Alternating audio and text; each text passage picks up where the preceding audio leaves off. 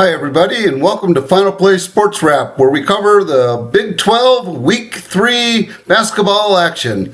A lot going on this week as usual, and I'm going to take you through some of the highlights, things that have happened this week. So let's get started. First of all, it was a mixed week for the leaders in the Big 12. All but Houston took a loss. Baylor shockingly lost too. Kansas and Iowa State each lost on the road, and Cincinnati and Utah won two to climb up the ladder a little bit. But I was really thinking about the road versus home and how tough it is to win on the road in the Big 12. And then I wanted to verify what I thought was happening, and so I actually looked up since the beginning of this season how the Big 12's done, teams have done on the at home versus on the road, and in fact it's a pretty even split. It's actually 18 of 32 wins by the home team, so 14 of 32 wins by the road team, which is about 56%. So a little better at home than on road. I thought it would be much higher, and so I thought I'd look into some of the other big conferences and see what they had going on. And it's kind of interesting. For example, in the Big Ten, the home teams are winning this year at 58% of the time. In the SEC, it's also 58% of the time.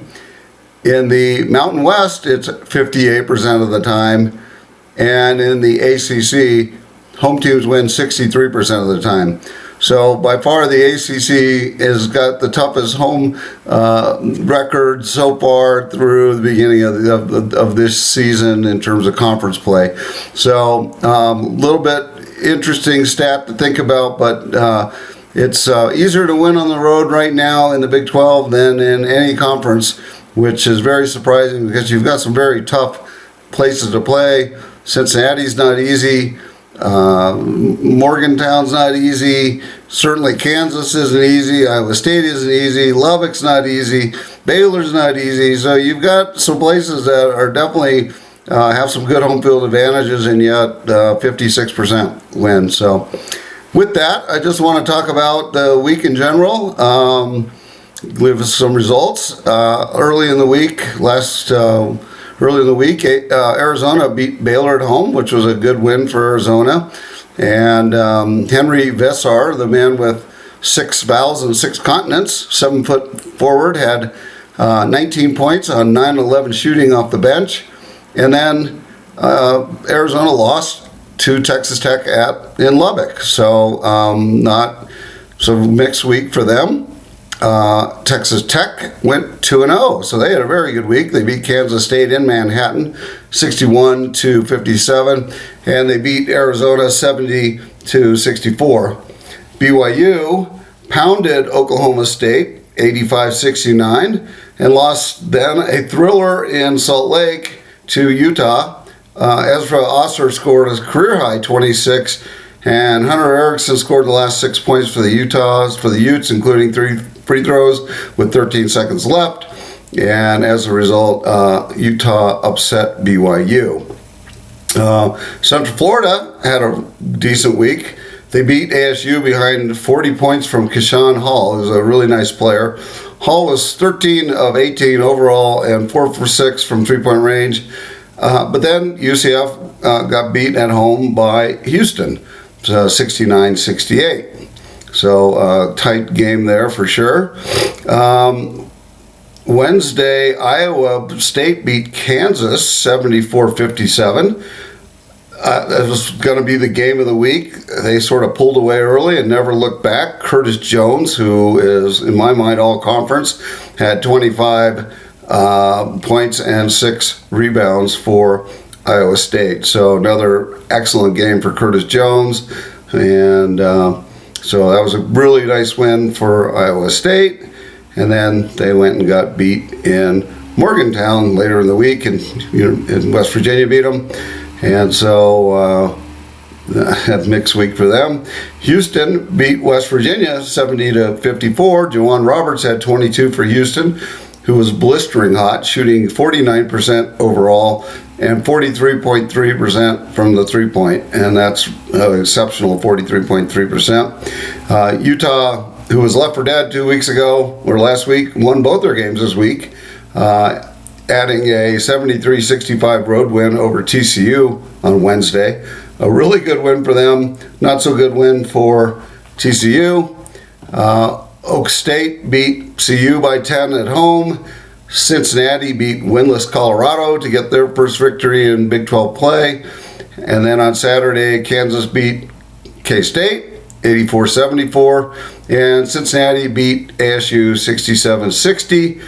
And then TCU had lost just a couple days earlier, beat Baylor in Waco 74-71 in a game Baylor led the entire game until about the 4-minute mark. Center Ernest Uday Jr.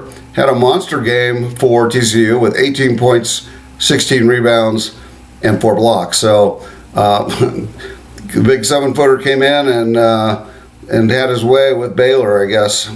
So let's take a look now at the conference standings. So Houston has now emerged on top after winning 2 last week. They're now 6-0. Iowa State, Arizona both took their first loss in conference this week, and so they're both 5-1. West Virginia, Kansas, Texas Tech are all now 4-2. And now we have a group of 3-3 teams. UCF, Baylor, Utah, and TCU are all now 3-3 in conference.